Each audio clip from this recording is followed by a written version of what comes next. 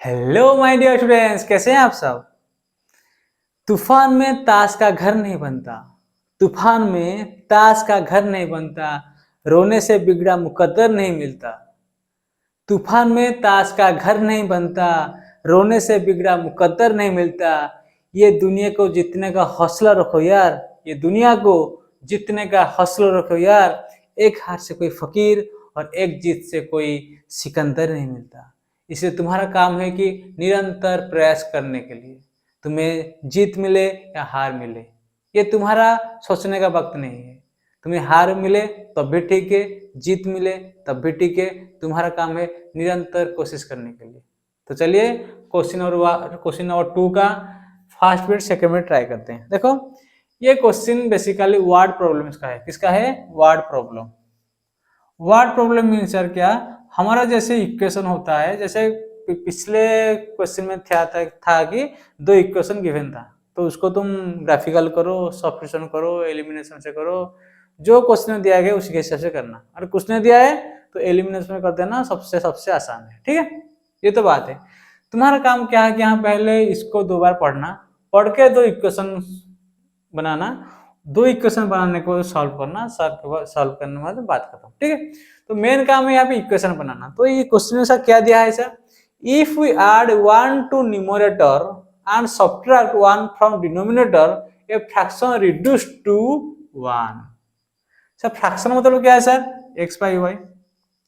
लिखना, let numerator be x and denominator be y। लिखना, let the numerator be x and denominator be y। Fraction मतलब x by y form में रहेगा and y not equal 0, इसे fraction बोलते हैं ना। तो x बाई वाई फॉर्म में रहा, इसको बोलते हैं न्यूमरेटर, इसको बोलते हैं डिनोमिनेटर। ऊपर को बोलते हैं न्यूमरेटर, नीचे को बोलते हैं डिनोमिनेटर, ये तुम्हें पता है। If you add 1 to numerator, numerator को ऐड किया and subtract 1 from denominator, denominator से 1 किया, तो फ्रैक्शन रिड्यूस टू 1। 1 मतलब 1 हो गया। अगर रिड्यूस्ड बाय 1 होता दिस माइनस 1 करते, रिड्यूस्ड बाय 1, रिड्यूस्ड टू 1 मतलब 1 हो गया। रिड्यूस्ड 1 और रिड्यूस्ड बाय 1 डिफरेंट होता है। ठीक है, तो यहाँ पे क्वेश्चन दिया है कि रिड्यूस्ड टू 1, तो x plus 1 by y minus 1 equal to 1, ये इक्वेशन तुम्हारा 1 हो गया। तो देखो, इसको थोड़ा सजा दो, इसको सजा दो, इक्वेशन 1 मत लिखो, सजा दो।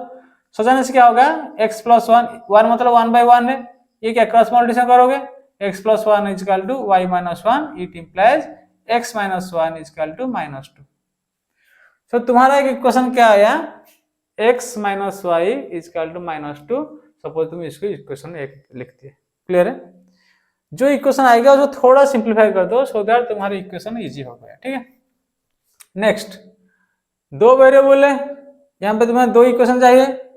तो सेकंड क्या है, if it became half if we only add 1 to denominator, मतलब x बाई वाई है, यहाँ को अगर 1 बस डाला तो ये हाफ हो जाएगा। It becomes x by y, मतलब fraction became 1/2 if we only add 1 to denominator.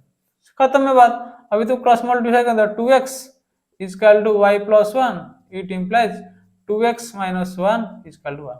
ये इक्वेशन 2 है, तो यहाँ पे लिखना 2x minus 1 minus y equal to 1, equation 2 है। ठीक है, उसके बाद बात खत्म है यार, खुद से करो, खुद से करो। देखो, यहाँ के y का कोएफिशिएंट इक्वल है, तो मैं क्या, ये माइनस माइनस है, मतलब इसको माइनस करते ये प्लस हो जाएगा, माइनस हो जाएगा, खत्म है बात। देखो यहाँ पे 2 मल्टीप्लाई कर क्यों करूंगा, मेरा तो y सेम है ना, तो y अगर माइनस वाई हुए तो इसको माइनस करना होगा। इसको माइनस, फुल को माइनस किया, इसको माइनस किया, प्लस हो गया, माइनस कट गया, x माइनस 2x कितना होगा, minus x, minus 2 minus 1 equal minus 3, it implies x equal to 3, तो ये कट गया। ठीक है, x का 3 हो गया। तो अभी क्या करना, ये x का वैल्यू कहीं भी इक्वेशन में डाल दो। सपोज मैं यहाँ पे डाल दिया, फर्स्ट इक्वेशन क्या था, x minus y equal minus 2, इसका वैल्यू 3 है, 3 minus y equal minus 2, it implies minus y equal to minus 5, it implies y equal to 5। खत्म है बात, ये कट गया। तो फ्रैक्शन क्या हो गया, 3/5। ठीक है, तो एलिमिनेशन मेथड में बोला है करने के लिए, तो हम करते हैं। अगर सब्स्टिट्यूशन देता तो सब्स्टिट्यूट करते हैं, अगर सब्स्टिट्यूशन देता है तो सब्स्टिट्यूशन करते हैं, कुछ नहीं, एस का वैल्यू एस इक्वल -2 + y, यहाँ पे पुट करो, सॉल्व करो, एस का y का वैल्यू सॉल्व करो। क्लियर है? क्लियर है? छोटा सा प्रॉब्लम है यार, क्लियर? ठीक है। मेन तुम्हारा जो सेकंड बीट का क्वेश्चन दिया थोड़ा प्रॉब्लम कर सकता है। क्यों सर? एज प्रॉब्लम बच्चों को थोड़ा दिक्कत करता है। क्यों दिक्कत करता है सर? देखो, एज प्रॉब्लम में तुम याद रखना, एक होता है प्रेजेंट एज। क्या होता है? Present age. एक होता है बिफोर का, एक होता है आफ्टर का। तुम खुद सोचो ना, तुम्हारा एज है 15 साल है, तुम 15 साल का हो, कुछ कुछ को 14 15 उतना ना, वो रेंज का है। मैं बोला कि 5 साल पहले तुम्हारा कितना होगा सर? 5 साल पहले मतलब 15 - 5 = 10 है। मैं बोलोगे सर 5 साल के बाद तुम्हारा एज कितना होगा, तो तुम क्या बोलोगे? 15 + 5 = 20 है। ठीक है, तो यहाँ पे देखो, अगर प्रेजेंट एज को मैं एक्स ले लिया, अब वाई ले लिया, जेड ले लिया, जो भी लेना है ले लो यार। अगर प्रेजेंट एज एक्स ले लिया तो यहाँ पे क्या लिखा? 15 की जगह एक्स लिखूंगा, तो यहाँ पे क्या लिखूंगा? x - 5 = 10 लिखूंगा। यहाँ पे क्या लिखूंगा सर? x + 5 = 20 लिखूंगा। समझ गया? तो 5 साल पहले इसका एज इतना होगा, 5 साल के बाद ऐसे होगा, तो ऐसे लिखना है। ठीक है, तो इसको तुम याद रखो, तो उसी हिसाब से हमें लिखना है। तो कैसे सर लिखना है सर? देखो यहाँ पे क्वेश्चन तुम पढ़ो, 5 years ago Noori was thrice as old as Sonu. Suppose Noori एक है, सोनू एक है। ठीक है, लेट नूरी का एज तुम x ले लिया, सोनू का एज तुम y ले लिया। कौन सा एज है सर? ये है प्रेजेंट एज। प्रेजेंट एज, ठीक है, पहले प्रेजेंट ले लेना। वो बोला 5 years ago, अगर 5 साल, ये अगर प्रेजेंट एज है तो 5 years ago मतलब इसका कितना होगा? x - 5, उसका कितना होगा? y - 5। भाई बोला ना, अभी तेरे को 15 साल है, 5 साल पहले तो कितना का था? 10 का था। उसी प्रकार 5 years ago उसका कितना एज होगा? x - 5, उसका होगा y - 5। वो बोला कि थ्राइस एज ओल्ड सन, 5 साल पहले वो थ्राइस एज ओल्ड सन होगा। थ्राइस मतलब ये नूरी है, Noori will be thrice old as son. ये जो सोनू, सोनू क्या है? y - 5 है। ये प्रेजेंट एज है ना, 5 साल बाद कितना होगा? ये कितना होगा? x - 5 होगा, ये होगा x y - 5। 5 साल एगो, 5 वर्ष पहले, बाद होगा तो प्लस हो जाएगा, ये पहले है ना। ठीक है, तो यहाँ कहते हैं 5 years ago Noori will be thrice old as, ये इक्वेशन आ गया।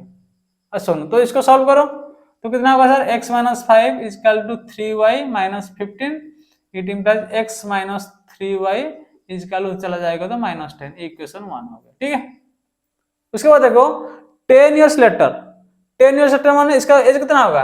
x + 10। सोनू का एज कितना होगा सर? x + 10। 10 years later दोनों का भी 10 साल होगा ना। Noori will be twice as old as Sonu. इसका मतलब क्या है सर? इसका मतलब सर ये है कि मतलब x + 10 = y + 10 ऐसे लिखना, इनटू कितना टाइम है? 10 years later it will be twice as old, मतलब ट्वाइस। समझ गए?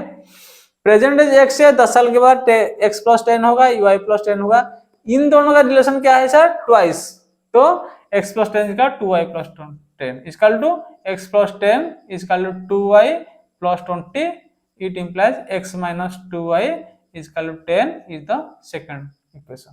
क्लियर है? तो दो इक्वेशन मिल गया। एक इक्वेशन क्या था? x - 3y = -10, दूसरा इक्वेशन है x - 2y = 10। सही लिखा ना? हाँ ठीक है।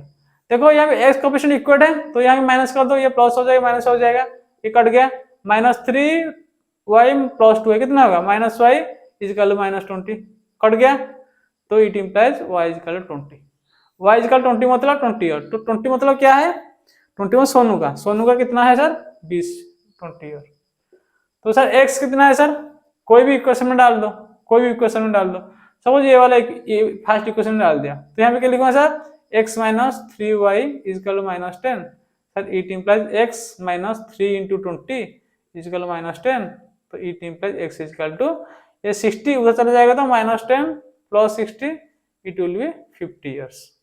x किसका है? नूरी का है, तो ये 50 ईयर। ठीक है, नूरी का 50 ईयर, इसका 20 ईयर। क्लियर है? ऐसे हिसाब से करना है यार, बहुत आसान है, बहुत आसान है। 5 years ago, 5 से बिफोर, उसको माइनस करना। ऐसे यहाँ पे लिखा है कि 10 year later, और 10 ईयर आफ्टर, 10 ईयर हेंस, उस टाइप का तुम प्लस करना, ठीक है। तो चलिए फिर हम थर्ड बीट फोर्थ बीट करते हैं। Okay, thank you, love you, bye.